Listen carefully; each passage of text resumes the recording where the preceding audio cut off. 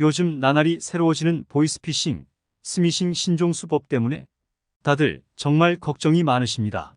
부고장, 청첩장, 은행, 사칭 문자 등등 온갖 다양한 수법들로 진화해서 많은 사람들을 더 교묘하게 속이고 있는데요. 그런데 이러한 보이스피싱에 당하지 않으려면 반드시 미리 해두셔야 할 게 있습니다. 은행에 이 5가지는 무조건 신청하셔야 하는데요. 보이스피싱, 스미싱 수법이 나날이 진화하고 있는 만큼 우리도 만반의 대비를 해야 합니다. 오늘 영상 끝까지 보시고 은행에 이것 5가지 꼭 신청하시기 바랍니다. 오늘 영상은 주변 분들께도 많은 공유해 주시면 좋겠습니다. 그럼 좋아요도 한 번씩 부탁드릴게요. 요즘 들어 특히 유행하고 있는 스미싱 수법 중 하나가 바로 부고장사칭 스미싱인데요. 그런데 며칠 전 충격적인 뉴스가 발표된 것이 있어 짧게 안내만 해드리고 넘어가겠습니다. 이번에 등장한 부고장 스미싱 수법이 이전 수법과는 다르다고 제가 말씀드렸었는데요. 지인이 보낸 것처럼 위장한 부국장 문자에 URL이 있는데 이걸 누르면 피싱 사이트로 연결이 돼서 내 휴대폰에 저장된 개인정보와 연락처를 빼내가는 수법입니다.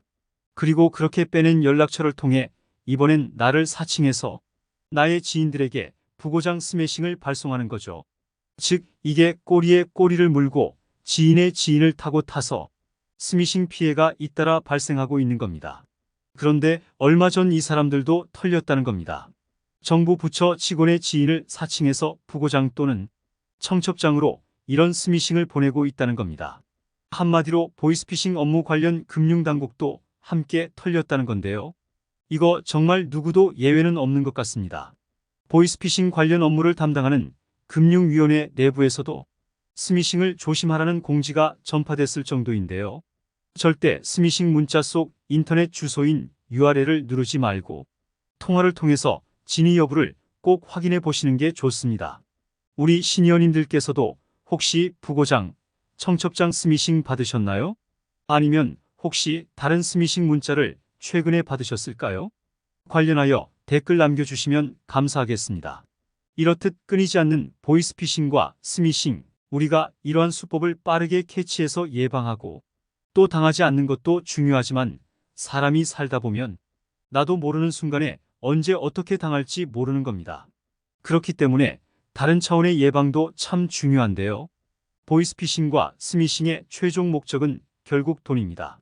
따라서 혹시나 보이스피싱, 스미싱에 당하더라도 피해를 최소화하고 피해를 늦출 수 있는 예방책을 마련해 두어야 합니다.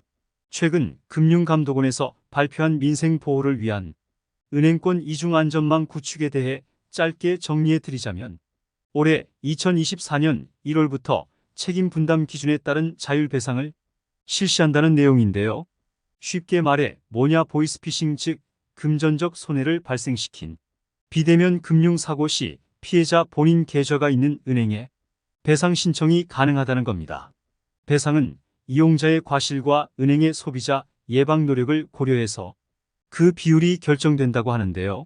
한마디로 보이스피싱, 스미싱 등으로 인해 비대면 금융사고가 발생하면 은행에서 일부 배상을 해주겠다는 겁니다.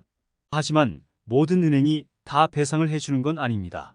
배상을 해주는 은행은 이렇습니다. 총 19개 은행이 해당되는데요. 국민, 신한, 하나, 우리, SC제일, CT, 산업, 기업, 농협, 수협, 경남, 부산, 대구, 전북, 광주, 제주, 카카오, K, 토스입니다.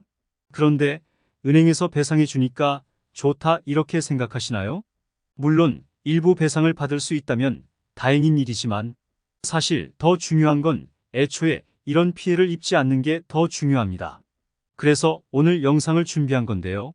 은행에서 이 5가지를 꼭 신청하셔야 합니다. 이 5가지만 신청하셔도 보이스피싱, 스미싱 피해 발생 시에 금전적인 피해를 최소화하실 수 있습니다. 물론 5가지 모두 신청하셔도 되고 일부만 신청하셔도 됩니다. 잘 보시고 나에게 맞는 서비스를 신청하시기 바랍니다. 우선 첫 번째는 바로 지연이체 서비스입니다. 지연이체 서비스란 이름에서도 짐작할 수 있듯이 이체를 바로 해주지 않고 조금 텀을 뒀다가 이체를 실행해주는 서비스인데요. 전자금융거래를 이용한 이체 시 본인이 지정한 일정 시간 후에 수취인 계좌에 입금되도록 지원하는 서비스입니다. 이렇게 해야 내가 혹시나 보이스피싱범에게 입금을 했더라도 또는 보이스피싱범이 나 몰래 내 통장 속 돈을 자기네 계좌로 이체를 하더라도 내가 지정한 일정한 시간만큼 시간을 벌어서 이체를 취소할 수 있는 거죠. 돈을 보내놓고 아차 싶은 순간이 있을 수 있잖아요. 그런 상황을 대비해서 필요한 서비스라고 할 수 있겠습니다. 은행이 신청해야 할 두 번째 서비스는 바로 입금 계좌 지정 서비스입니다. 우리가 사업을 하지 않는 이상에는 돈을 이체하는 곳들이 사실은 거의 정해져 있습니다. 배우자에게 이체를 하거나 자녀들에게 이체를 하거나 또는 개모임 통장으로 이체를 하거나 등등 몇 가지 주로 이체하는 곳들이 있단 말이에요. 그런데 그런 계좌들은 내가 사전에 미리 지정을 할 수 있습니다. 그러면 지정한 계좌 외에 나머지 미지정 계좌로 이체를 할 때에는 소액만 이체가 가능하게 됩니다. 즉, 보이스피싱 스미싱에 당했을 때 지정하지 않은 계좌로 돈을 입금하는 것이기 때문에 소액만 입금이 가능하겠죠. 이러한 방법으로 피해를 최소화할 수 있는 겁니다. 이 서비스는 내가 주로 이체하는 사람들이 정해져 있을 때 활용하시면 도움을 받으실 수 있습니다.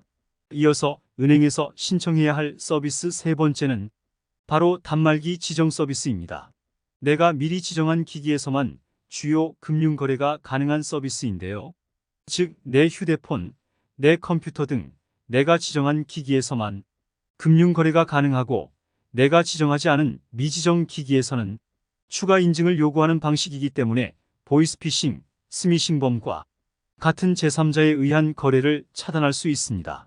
은행에서 신청해야 할 서비스 그 네 번째는 바로 해외 IP 차단 서비스입니다. 해외에서 접속한 IP로 확인된 경우 전자금융거래를 제한해서 이상 접속으로 인한 자금 이체를 차단하는 방법인데요. 보통 보이스피싱, 스미싱이 중국을 통해서 많이 일어나잖아요. 그래서 미리 해외 IP 차단 서비스를 신청해 두면 해외에서 내 통장 속 돈을 빼내가려는 시도를 막을 수 있습니다. 마지막 다섯 번째 서비스는 바로 고령자 지정인 알림 서비스인데요. 만 65세 이상 우리 시니어님들 중 본인이 희망한 고객에 한해 본인의 카드 대출 이용 내역을 지정인에게 문자로 제공해서 부정 대출을 방지하는 서비스입니다. 요즘 보이스피싱, 스미싱은 통장 속 돈뿐만 아니라 내 이름으로 대출까지 받아서 돈을 빼내갑니다. 진짜 악랄한 놈들인데요. 이러한 피해를 최소화할 수 있는 서비스이니 이 점도 함께 참고해 주시기 바랍니다. 이러한 서비스들은 내가 주로 이용하는 은행에서 신청하시면 되는데요. 자세한 상담은 주거래 은행 고객센터 또는 직접 방문을 통해 받아보시길 바랍니다. 오늘은 은행에 반드시 신청해야 하는 5가지 서비스에 대해 알려드렸었는데요. 보이스피싱과 스미싱 피해를 최소화하기 위해 미리미리 준비해 두시기 바랍니다. 그럼 오늘도 편안한 하루 보내세요. 감사합니다.